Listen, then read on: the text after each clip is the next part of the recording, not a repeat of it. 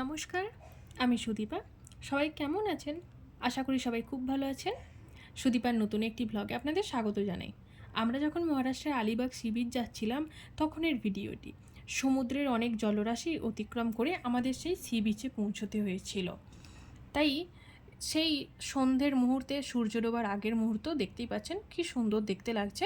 সূর্যটা ঠিক ডুবু ডুবু অবস্থায়, তার আগে আমি এই ভিডিওটা ক্যাপচার করছিলাম।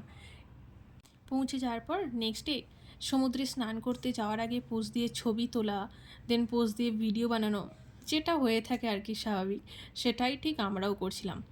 ফ্যাশন করে র্যাম্প ওয়াক করে আমরা একটু হাঁটার চেষ্টা করছিলাম, যদিও আমরা ঠিকঠাক করতে পারিনি। আর জানেন তো, আমরা না ফ্যামিলি ট্যুরে গিয়েছিলাম, তো আমাদের সাথে দুটো বাচ্চাও ছিল।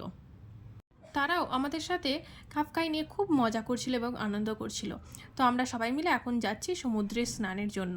তারপরে সমুদ্রে পৌঁছে গিয়ে আমি দেখতে পাই স্কাই জেট রাইডটি। সমুদ্রে এসেছি আর এই স্কাই রাইডটি করবো না তা বললে হয়? এবং তার সাথে আরও অনেক ধরনের রাইড ছিল, যেমন sofa ride, banana ride, slipper ride. তার মধ্যে এই স্কাই জেট রাইডটি ছিল আরেকটি। সো আমি এটা করব বলে ঠিক করেই নিয়েছিলাম। তাই স্কাই জেটে করে চলে গেলাম সমুদ্রের অনেকটা দূরে। এবং জানেন, সেখানে গিয়ে একটি দুর্ঘটনা ঘটেছিল আমার সাথে। জেটের কিটা আমার হাতে অটোমেটিক চলে আসে খুলে, তারপর হঠাৎ করে জেটটি স্টপ হয়ে যায়। ভয় পেয়ে গেছিলাম যদিও কিছুটা, বাট তারপর আবার ঠিক আমরা চলেও আসি। আর তারপরে এই ব্যানানা রাইডটাও আমরা করলাম।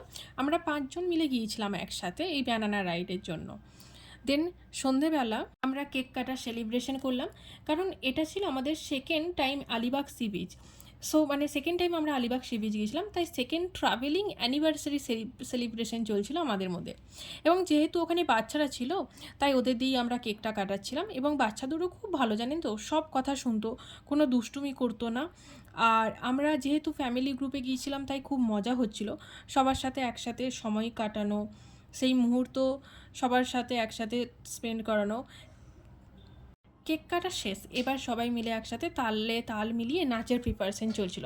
যেহেতু বেশিরভাগ সবাই মহারাষ্ট্রে ছিল, তাই মারাঠি ফেমাস গারবা ড্যান্স করছিলাম আমরা গান চালিয়ে।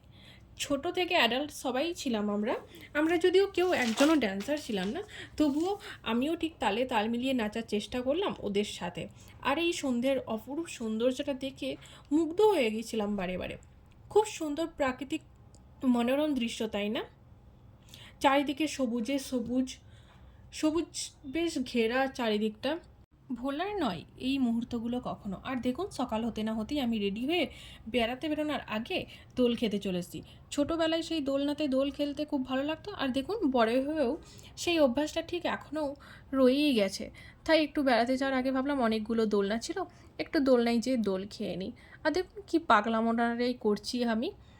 তারপরে আর কি আমরা রওনা দিয়ে দিলাম ফেরার জন্য। আর দেখুন কি সুন্দর দৃশ্য। আর ফেরার সময় এই ইন্ডিয়া গেটটি কি সুন্দর লাগছে দেখতে, আলোয় আলোময় পুরো। আর সমুদ্রে ভাসমান এই ছোটো ছোটো বোটের টিম আলোগুলোও খুব সুন্দর দেখতে লাগছে। আর তবে এখানেই আজ ভিডিওটা শেষ করছি। যদি ভালো লেগে থাকে তাহলে অবশ্যই একটি লাইক ও শেয়ার করে দেবেন এবং কমেন্ট করে জানাবেন ভিডিওটি আপনাদের কেমন লাগলো। দেখা হবে খুব শীঘ্রই নতুন একটি ব্লগে। ততক্ষণ আপনারা ভালো থাকবেন।